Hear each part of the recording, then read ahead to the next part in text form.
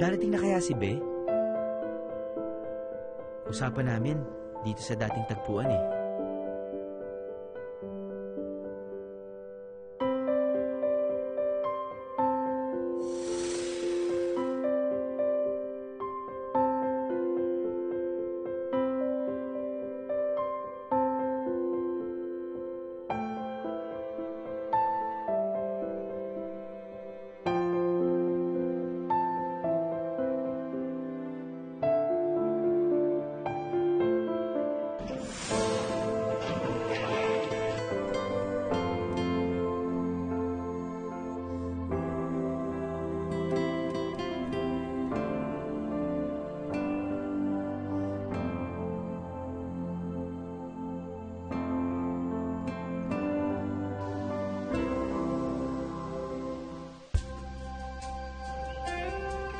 Gawin mo sa akin. Naalala mo pa talaga yung paborito ko.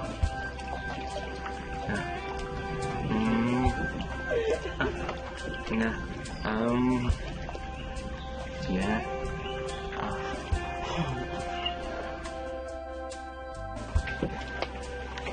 Miss kita. Ka nga alis ah.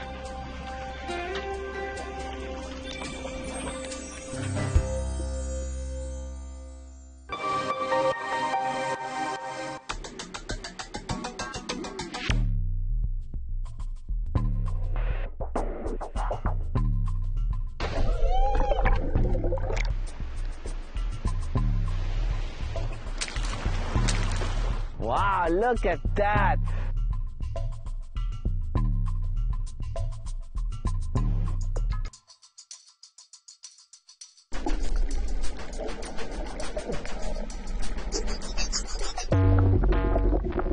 Ano?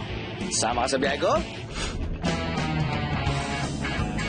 Weekend na naman! Which means, biyahe na naman!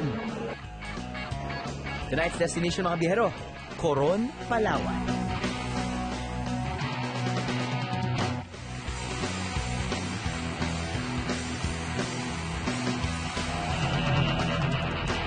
$30 to 45-minute plane ride away lang ang Coron galing Maynila.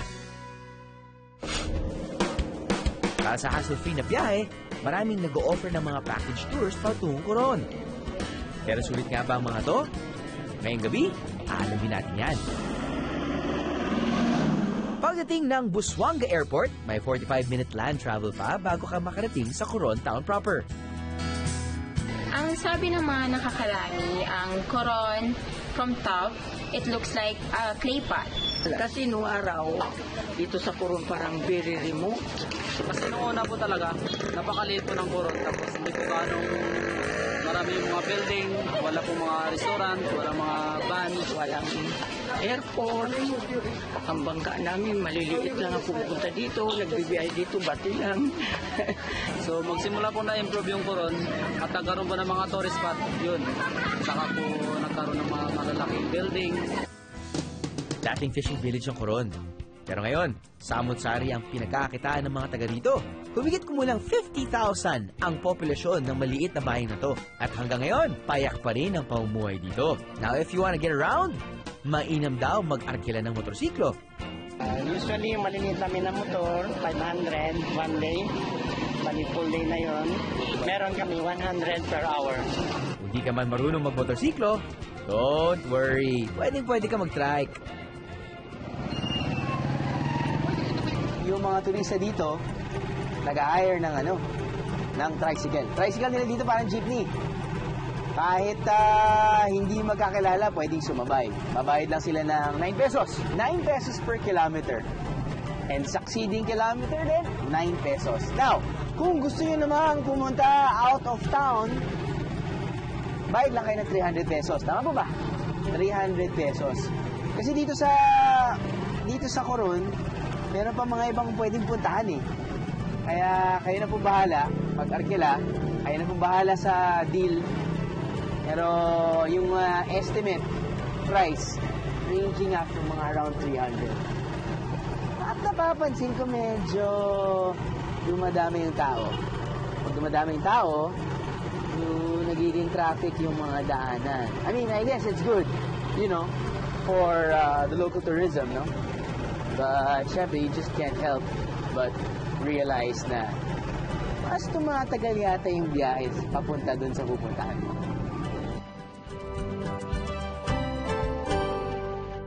Dahil nga kaliwat kanan ang hotels, inns at simpleng guest houses dito sa Coron, di mahirap mag-book kung kayo ay pupunta during off-peak months from June to October. May iba't ibang accommodation packages na pwedeng pagpilian. Para sa aking 6-man team, kinuha namin ang good for 6 to 8 people package na 4,950 pesos lang. And we are all staying in one of the mid-range hotels dito sa town proper. So first things first, let's check in, viajeros. 2, 4, 2, 5. Alright. Cool. Sa halagang 1,200 pesos, may malaki ka ng kama. Parang bigat. May bag pala ako. Meron pa silang effort. Love it. 1,200 pesos. May aircon. May electric fan. May... Dito na lang tayo siguro, no? Maganda dito. Yan. Flat screen TV. Tingnan natin ba niya. Ayos! Simple lang. Simple, malinis. You know what I say? Ilan naman kailangan eh. Sana natin biyahin natin. Check-in na tayo eh.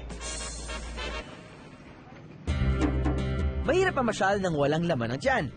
Kaya naman, I'm off to ride a trike para sa aking first meal.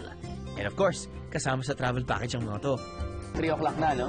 At gutom na kami. So, unang pupuntahan namin ay isang restaurant.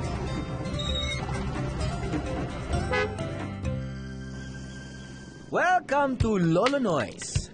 Simpleng turo-turo, pero narinig ko na champion ang mga gata dishes nila rito. And you know me, gotta love gata. Tubong Mandaluyong ang mga may-ari ng resto. Pero ang kanilang chef, aba, syempre Bicolano. Minsan naiinis ako sa trabaho eh. You love my job. Hashtag you love my job. Ito, nilagang baka. Mainit-init pa. Calamares. Malaking hipon. Really good sauce. Ito ay, of course, made to order. Pero, kinaganda niyan. Ito, kinunot, at dinuguan ay ready for the taking. Which means, pupunta ka lang dito, turo-turo na lang, tapos nun, ready na sila. Sabihin na natin kung gutom ka katulad ko. Ayaw na rin magantay. Serving spoon. What serving spoon?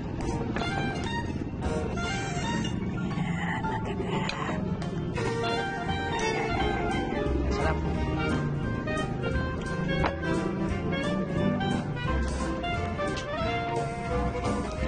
Yun, no?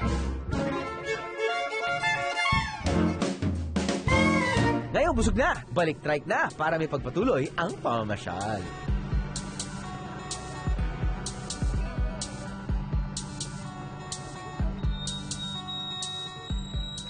Tutunawin naman natin ang ating kinain sa pamamagitan ng paglalakad.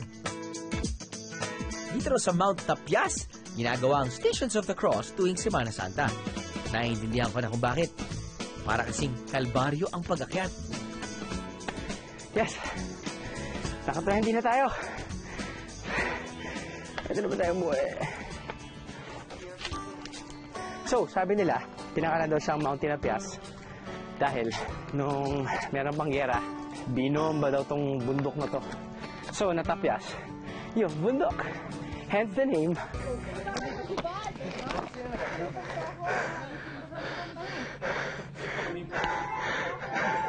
OA na naman ako.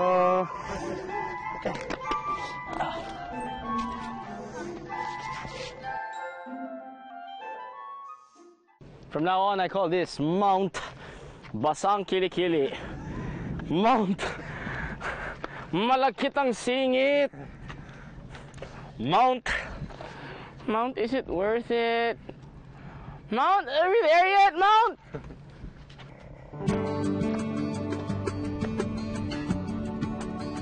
Pero ilang minuto pa, natanggal lahat ng reklamo ko dahil wala pa man ako sa tuktok. Ito na ang sumalubong sa akin. Naiintindihan ko na kung bakit sila umakyat dito. Kasi napakaganda yung view. Hindi ba tayo maabot doon sa pinakatuktok? Siguro mga around 20 more steps to go. Pero dito pala matatanaw mo ng napakagandang separate islands. Wow, look at that! Tapos makikita mo pa yung mga sunlight or sun rays na nagpipierce through the clouds, lighting different parts of the ocean. Yes, baby! Stay go. Sabi nila nga to appreciate something, you have to step back to appreciate it better. Konti na lang, nasa tuktok na tayo. Yun naman pala Ang ganda ng view mo dito. Almost 360-degree view of, well, Coron and the neighboring towns, no? Pagtutok mo dito, after 700 plus steps, makikita mo, isang malaking cruise. So I'm guessing, lalo na kapag Holy Week, penitensya siguro ng marami, umakyat dito, nagdadasal. Kapag hindi naman, dadali mo yung partner mo at alam mo na, magdadasal kayong dalawa. Hindi sinasabi ko, sulit naman pala umakyat ng mga 700 plus steps, no? Sulit pa rin. Dahil dito, matatanaw mo yung mga iba't ibang islands na pupuntahan natin.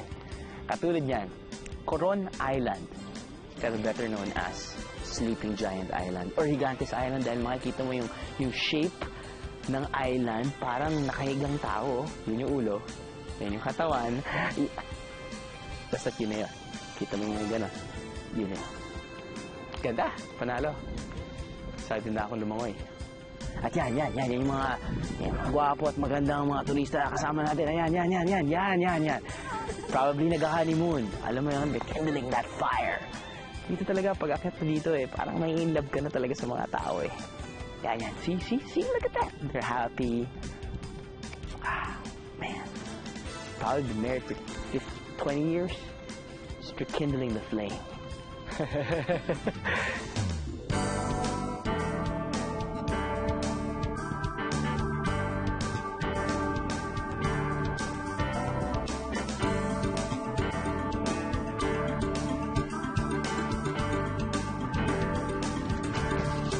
Okay, 700 plus steps down naman.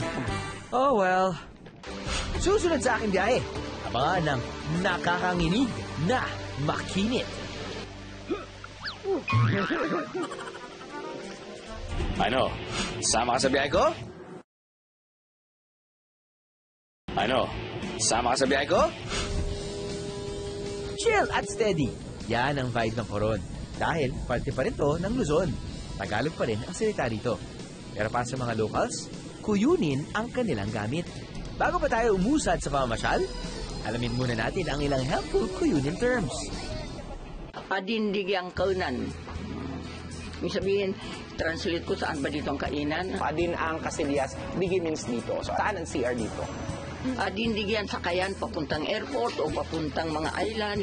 Piradan means, pira means magkano, iyan is dan. Piradan. Perfect naman na merienda habang namamasyal ang isa pang sikat dito sa Coron, ang kasoy. Marami kasi ang mga puno ng kasoy dito sa isla ng Busuanga at Coron, kaya naman kahit saan ka tumingin, tiyak, meron nagtitinda.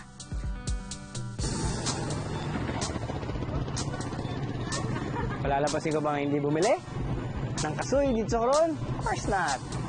Sarap Dahil medyo mahirap ang pagbabalat at pagluluto ng cashew nuts, medyo may kamahalan rin. Ang kalahating kilo, pumapatak ng 60 to 70 pesos. Ang 1 kilo naman, mula 150 to 300 pesos. Kung bitin ka sa kasoy at gusto mo ng mas mabigat na merienda, bisitahin mo lang ang pansitang ito. Mahilig sa pagkain ng tao dito. So yung lutong Pasig, taga-Pasig kasi ako yung lutong Pasig, dinala ko dito. Ngayon, nagustuhan nila yung pansit na masarap na may chicharon sa ibabaw. Sabayan mo pa ng halo-halo. Nakaw! siguradong sold na ang merienda mo. Siguradong gagastos ka rito mula 70 to 150 pesos para sa 3 hanggang 4 na tao. Oh, panalo na to ah! Isang 15-minute trike ride naman sa medyo malubak na kalsada ang kailangan nating sugin para sa susunod nating destinasyon, ang Makinit Hot Springs. Okay. Thank you.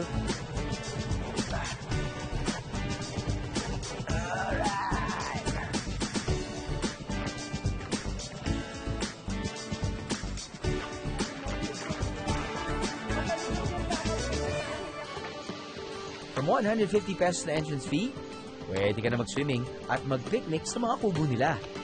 Pero kailangan mong bilhin sa loob ang inumin at mga pagkain mo. Bawal kasi magpasok ng pagkain galing sa labas. Bukas ang resort hanggang 10 p.m. Pero di pwede ang overnight stay dito. At ngayon, para sa pinakahihintay ko, time to take a dip!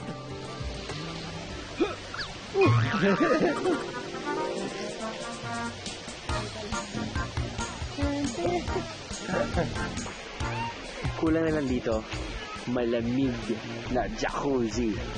Dahil napakasarap ng feeling kapag sabihin natin, kakatakbo mo lang, mainit yung panahon, tapos talong ka doon sa napakalamig na jacuzzi or ice bath.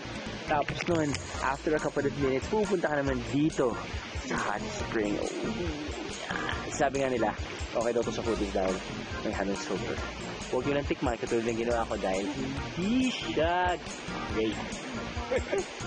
Ha?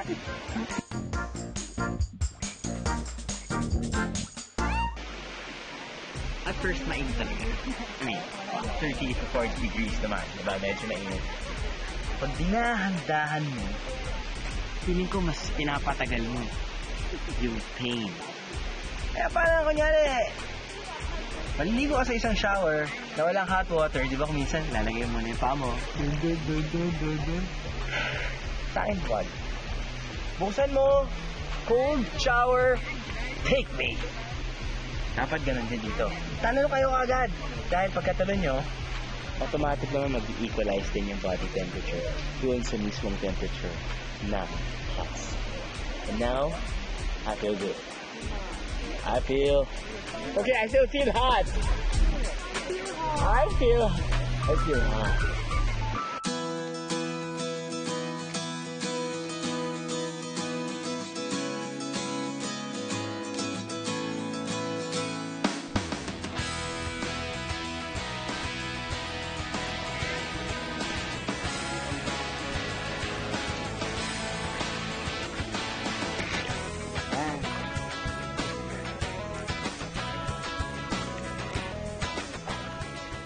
Tamang sabi nila. Okay na 10 to 15 minutes. Nadi-dehydrate ako. Tubig. Di naman ako talaga na-dehydrate. Gutom lang to. Pwede ako. Ilan sa mga masasarap na pagkain dito sa Coron, kagaya po ng alimango, o ng pusit, and then yung dried tanggit, saka lamayo. Kakambal ng pagdami ng mga turista ang pumupunta dito sa Coron, ang pagdami rin ng makakainan. From seafood to all kinds of meat dishes, meron dito. And for 180 to 350 pesos per meal, na good for 3 to 4 people. Ba, di na masama, di ba? At dahil kasama na ang meals ko sa aking tour package, there's nothing left to do but enjoy my dinner. Alam mo nakakatawa dito sa Coron. Now, pag nasa labas ka, sakali, tapos naghahanap ka ng mga restaurants, katulad ng restaurant na saan tayo ngayon. From the outside, parang isipin mo, turo-turo or sari-sari store. Pero pagpasok mo, di ba? Simple, pero ang ganda ng design. I mean, tastefully done. Now, naman tayo sa pagkain. Hindi naman siya sobrang fine dining, pero look at the presentation. Guys, baby back ribs, meron kang calamares, meron kang sweet and chili crabs, meron kang chicken satay, meron kang crab and vegetable soup. Food trip na naman tayo dito.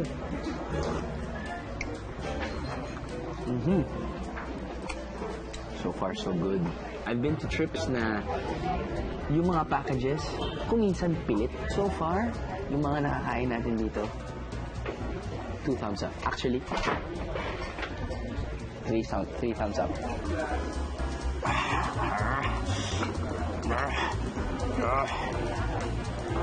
Me, one, Jane.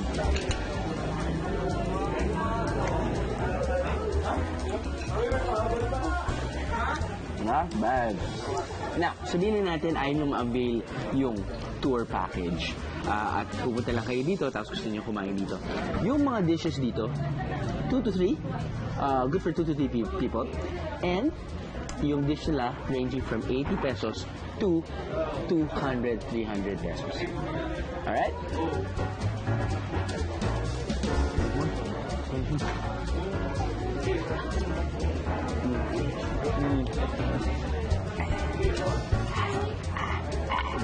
Chicken satay. Oh, not bad. Not bad. Kaya ito.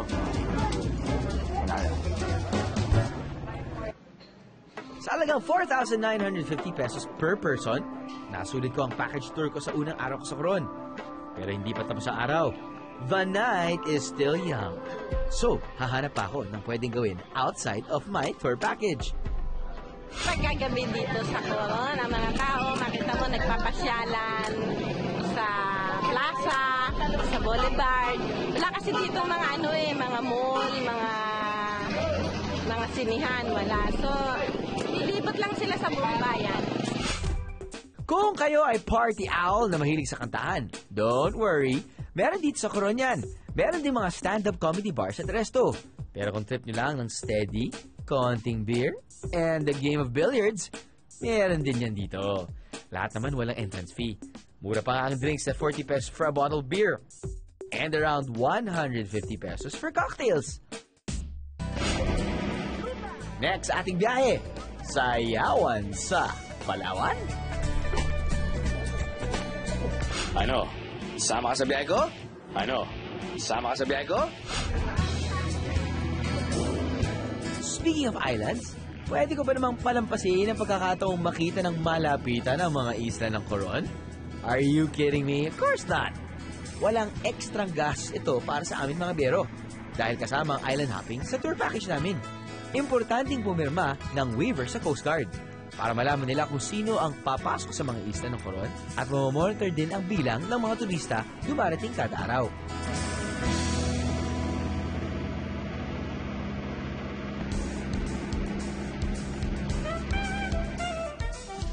Makalipas ang 10 minuto, natunto na namin ang una naming island for the day.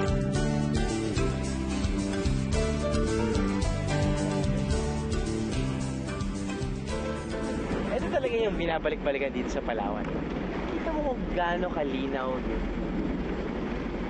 Sobrang linaw, kahit sobrang lalim, nakikita mo pa rin yung mga corals. Kita mo, look at that! Look at the color, man! Not blue. Hindi naman to beach, no? Hello, swimming pool to! Grabe, look! Let's go skinny dipping. Let's go skinny dipping. Where are the boys? Ay pati ang biyahe ni Drew staff, di na rin nakatiis. Thank you, BND! Refreshing! Tingnan nyo naman kasi ang malapulbos na buhangin at napakalinaw na tubig dito. Pero mga dyan, may isa pa palang dahilan kung bakit dinarayo ang lugar na to.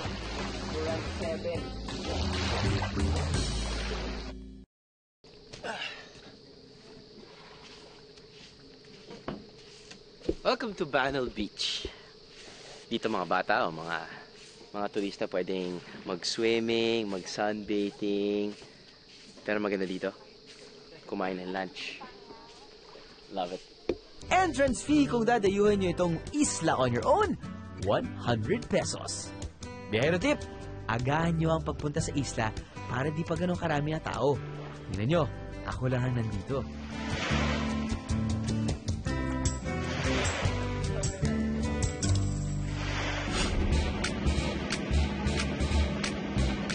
Napasayaw ako nang dumating na kami sa tinatawag na Skeleton Wreck. Pwede kasing mag-free dive dito. Yan po yung skeleton wreck, hindi po talaga siya part ng Japanese wreck na lumubog before 1944. Isa po is isang barter ship na naglalayag late 1950s na dyan na po lumubog. Umaapoy po siya nung dumating dito sa Coron Island. Ang entrance fee at rental fee para sa snorkel mask at fins, kasama na sa package tour.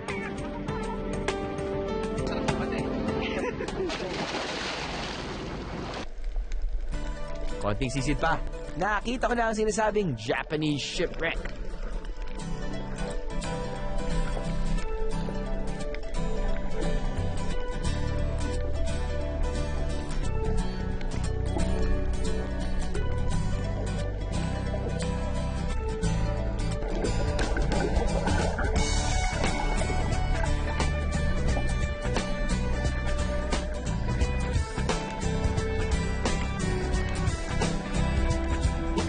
Kung noon, isa itong barko na ginagamit sa paglalayag. Ngayon, tahanan na to ng libo-libong isda at corals.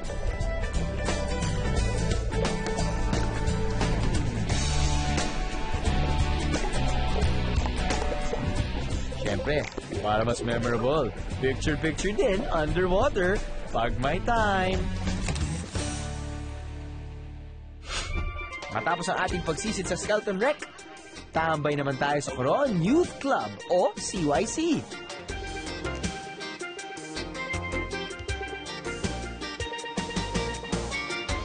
Isa po siya sa mga tambayan dito talaga ng mga youth ng Coron. Kaya siya tinawag na CYC Beach.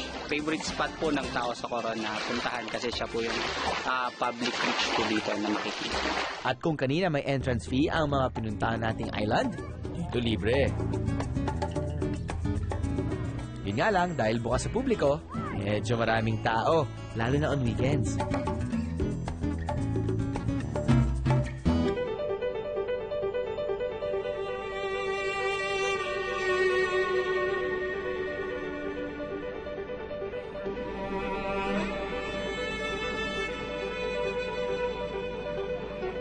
For our third island, punta naman tayo sa Twin Lagoon.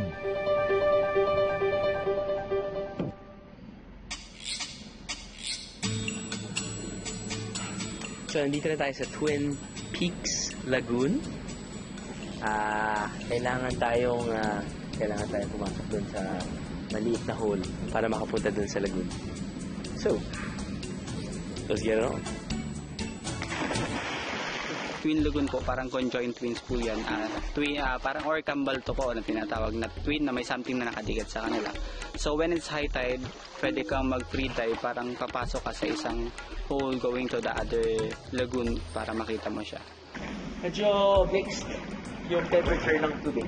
Malamig, pero medyo mainit. Hindi naman ako umiti. Dalawang option para makita mo ang Twin Lagoon. Pwede kang umakyat ng hagdan o pwede ka ring sumisid. Yun nga lang, mas delikado dahil pwede kang masugatan o matrap sa ilalim nito. Kaya mag-ingat kayo guys ha. Kung hindi kayo ganun kagaling sumisid o lumoy, I suggest umakyat na lang ng hagdan.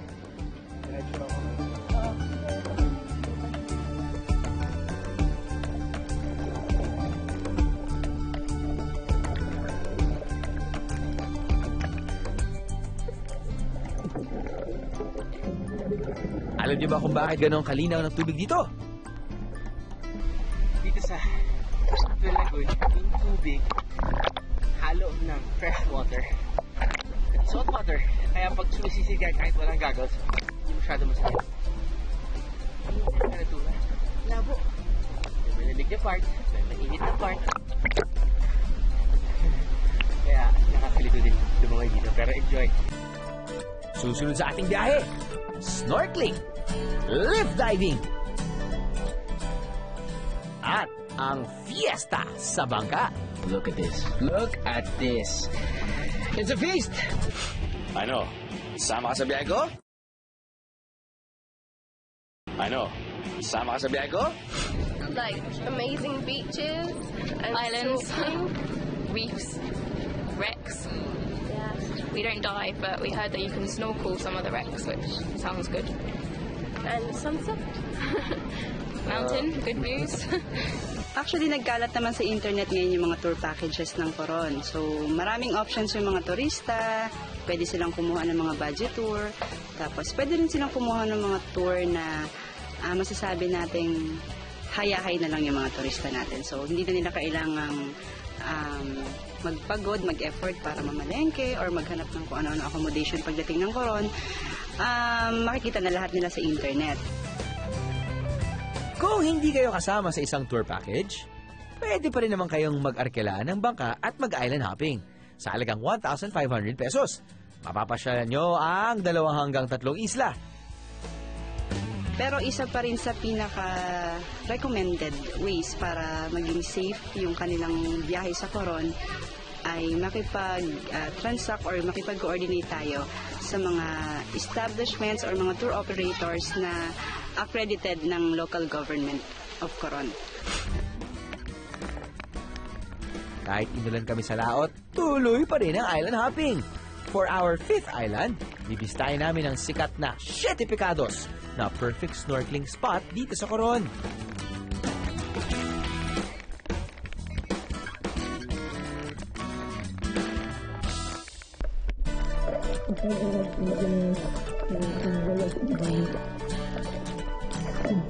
You heard our cameraman.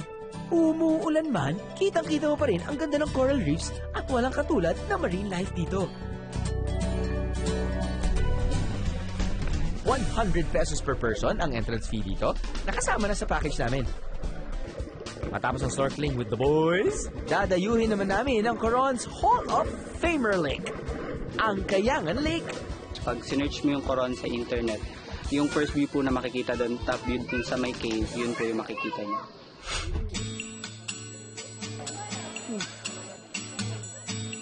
Pinakamahal man ang entrance fee ng Kayangan Lake, tiyak naman mag-enjoy kayo rito for sure. O, tingnan nyo na lang yung turista.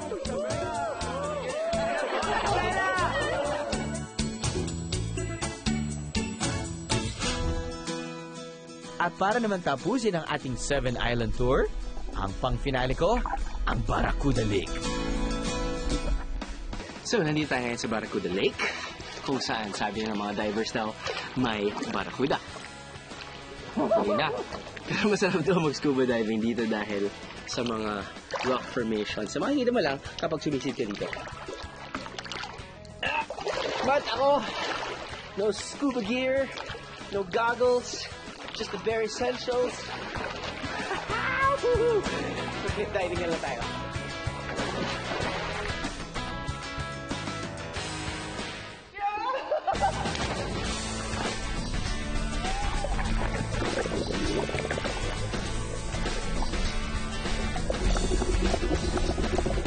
What a way to end my island hopping trip! Panalo! Ibang-iba talaga ang ganda ng marine life ng Coron. Walang katulad. Pero habang nag-i-enjoy kami maghapon sa mga isla, there was something fishy going on.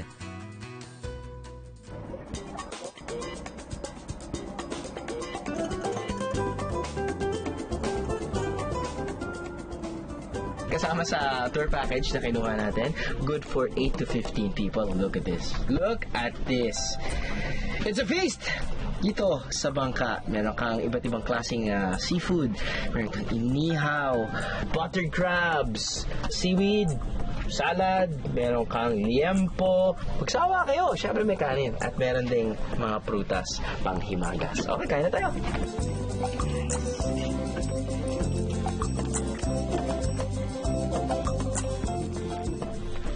Sino yung mga kasama mo sa bangka? Sila din yung mismo nagluluto. Magagaling. Guwapo. Sila yung chef ng dagat. Kuminsan, nakaubad. That's their style. Tingnan natin. Sarap ng luto na. Ayun, kuya. Thank you. Pwede naman daw magpabili at pagpaluto ng ulam sa inyong bakero.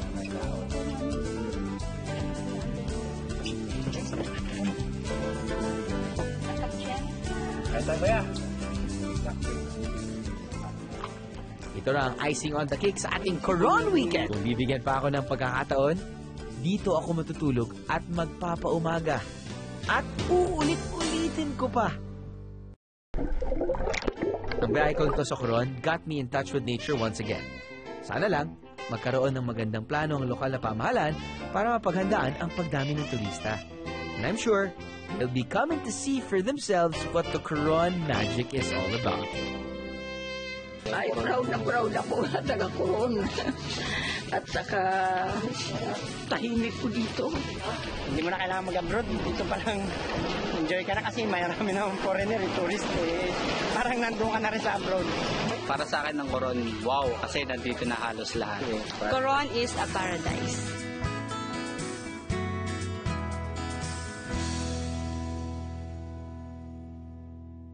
Mga bundok yan. yan, tubig. Yan, barko. Thank you. Wait lang. Hop, look at this. Ulo mo. Soft-boiled egg. Manikit. Or manikit na yun? Makinit.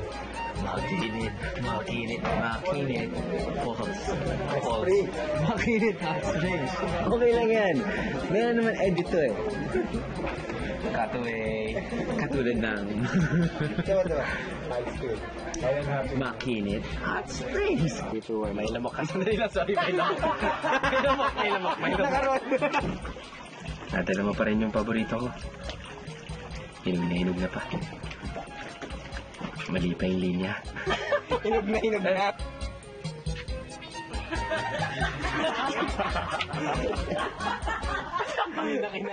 Panatang mga biyahe. Iniibig kong bumiyahe sa Pilipinas.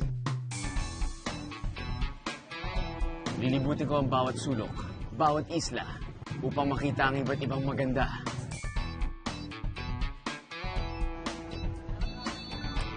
Hindi mo lang kung gano'n ka-deep. Samantalang mo parang bahala na to. Matikman ang iba't ibang lasa ng ating inang bayan. Crispy pata, the pride of Norzagaray. Panalo siya, ma'am. Ipagmamalaki ko na masarap pasyalan ang sariling atin. Sa tula ka matutulog, sa tula ka gigisingin, at kung may lamok nakakagat, sa tula ko bubugawin.